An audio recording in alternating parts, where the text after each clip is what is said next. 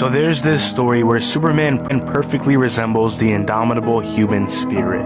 This takes place in Justice League Journey to the 6th Dimension. Our setting begins with Superman meeting up with the League. Now for some context, a goddess named Perpetua, one of the most powerful beings in DC, was waking from her sleep. So with this cosmic threat coming back, the League calls for Mr. Mixie for help. Now if you don't know who Mr. Mixie is, he's a 5th dimensional imp who's also one of the most powerful beings in DC. Now Mr. Mixie explains to the League how the 5th dimension and the whole multiverse is dying, and where the League needs to go to try and save everything is the 6th dimension. As Mixie puts it, the 6th dimension is home to the most powerful beings in the DC universe. It is where Perpetua and her 3 sons reside in, and it is where the multiverse was made. Mixie says he can make a portal to the 6th dimension, but nobody could comprehend the realm other than Superman. So Superman travels through the portal, then comes out a second later as grown up. Now Clark tells them everything's okay, they can go through the portal with no consequences. And when they go to the 6th dimension, they see everything's fine, the multiverse is okay. But in the next panel, we see at a point beyond reach a man. It is then revealed this is Superman, and the other Clark we've seen wasn't the real one. And now he's trapped in a galaxy specifically made to kill him. Now when we go back to the League and the fake Superman, who the League still believes is the real one, he tells them the multiverse is safe and shows them their future selves in the good multiverse where the enemy is defeated. Now in regards for the future of the League, Hawkgirl and Martian Manhunter had a kid and got married, John Stewart became a White Lantern, and the Flash became a god. And Dick Grayson became Batman because Bruce gave up his life protecting the world. So yeah, life is pretty good. Also shout out to my YouTube channel, I have a video on the time Batman kills Joker and becomes a god. Now moving back to Superman, we see him trying to escape the galaxy, but he just keeps on failing and then tries again, until he's stopped by the fake Clark. Now Superman immediately attacks him, but he's doing no damage. And this fake Clark actually stops Superman with one finger, and then proceeds to body slam him so hard that the planet cracks. Now the fake Clark tells him if he keeps fighting him, he's gonna kill him where he stands, and Clark responds by saying his friends will stop him. The fake Clark responds by saying he's not tricking his friends, he's saving them from the one who dooms the multiverse the most, Superman. He also adds on by saying anytime Clark tries to escape, he will fail because there's no sunlight here and he'll eventually die alone. Now when we go back to the League, we see that they're having a meeting and they're suspecting something's off about this world and this Superman. And while they're having a meeting, the fake Clark intervenes and breaks Martian Manhunter's mind control. And then he reveals who he is, the son of Perpetua, the one who made existence itself. He is the World Forger, and the multiverse they're in right now was made by him. He explains how the point of this multiverse is to replace the original one because it's pure good. And no matter who does an evil act in this multiverse, they will get imprisoned forever to make sure nothing bad happens. Now he tells the League if they don't accept what he's doing, he's gonna imprison them forever, but if they do, they'll be fine.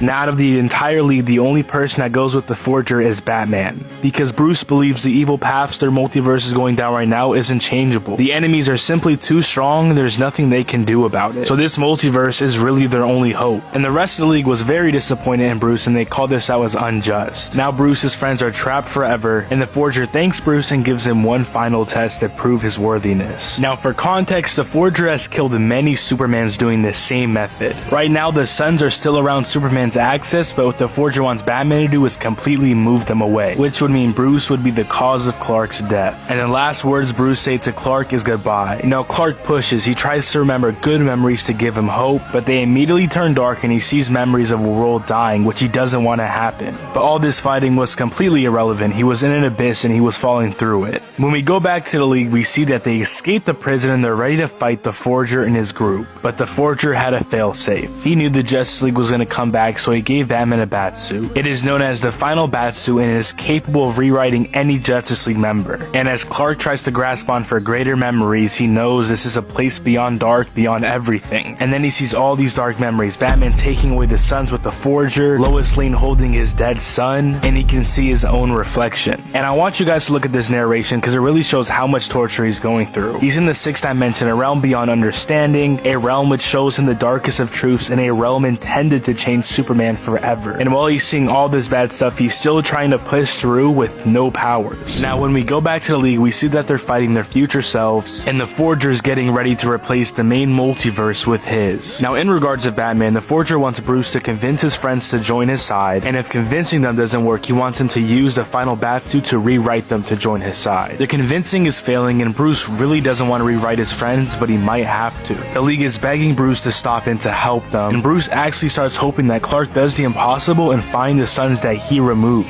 And after all the pushing Clark did, even when completely drained, he starts to see light. At first, Clark thought he was imagining things, but then he felt his body charging up and he knew what must be done. His only objective was the Forger. Superman begins to fly so fast through his first sun he sees, and after flying through the first sun, he feels nearly whole. Every cell in his body glows, and after so much darkness, so much torture, he wants more. Superman then begins to fly through multiple suns. He moves faster than he ever has before, at a speed beyond physics, beyond imagination. His will, his anger, his approach is felt through every dimension, probably faster than any feat Flash has done. So suddenly the Forger feels a vibration coming from the galaxy, which should be impossible. Nobody could have escaped it. So the future Lois Lane, who was working for the Forger at the time, was told to shoot at whatever's coming. And lo and behold, it was Superman. Now the Forger says once again, yelling to shoot every firearm that they have. And as the Forger begins to swing his hammer to replace the multiverse once and for all, his friends, all the heroes begin to notice his presence. And as Clark curls his fist, embracing his lineage, the Forger feels like he underestimated these beings. And as soon as he looks up, he sees a fist and gets one shot. When the Forger asks Batman how did he trick him, he tells him he didn't. He actually did move the suns and he actually did believe him. It's just that he knew even if Clark had no suns, he would push anyway and find a way to reach them. At the end of the comic, the Forger teams up with Superman and they go after the goddess Perpetua.